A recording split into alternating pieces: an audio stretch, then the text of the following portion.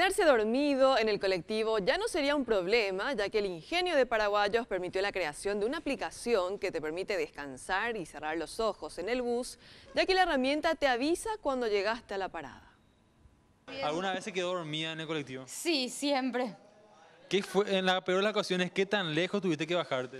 Y me bajé, la verdad que no sabía dónde estaba, así que tuve que volver a retomar justamente. Me quedé dormida, pasé, no conocí el lugar, entonces volví a tomar un colectivo que iba en dirección contraria, pues me imaginaba que era hacia Eusebio Ayala y así volví a llegar hasta la parada y me volví a subir en el colectivo. Me fui hasta Remanso, creo que fue, no sé, pero fue terrible. Y normalmente me suele pasar cuando voy a la facultad, me despierto en la parada del colectivo, aproximadamente como 1 kilómetro de la casa de estudio. Esta es una constante entre los usuarios del transporte público en todo el mundo, que parecía no tener solución, al menos hasta ahora.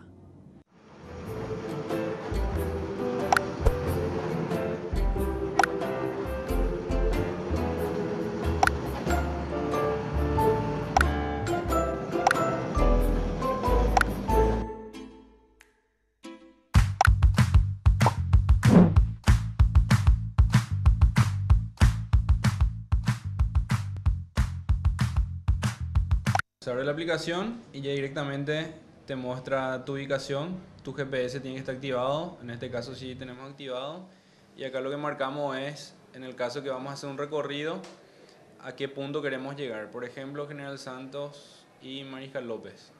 Yo tengo que bajarme ahí, entonces ya guarda ese recorrido y yo en ese momento estoy a 1,5 kilómetros de ese punto en el que marqué. Y ahí tranquilamente yo ya puedo prenderme algún playlist,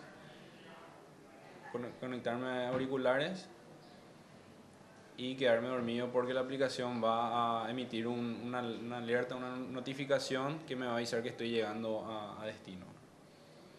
La app puede ser utilizada en cualquier parte del mundo, por lo cual los creadores planean desarrollarla.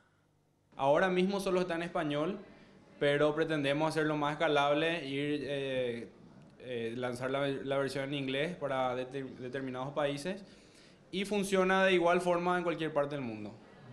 Debido a que la aplicación aún no tiene suficientes descargas, probablemente no puedan encontrarla directamente en la App Store de Google Play.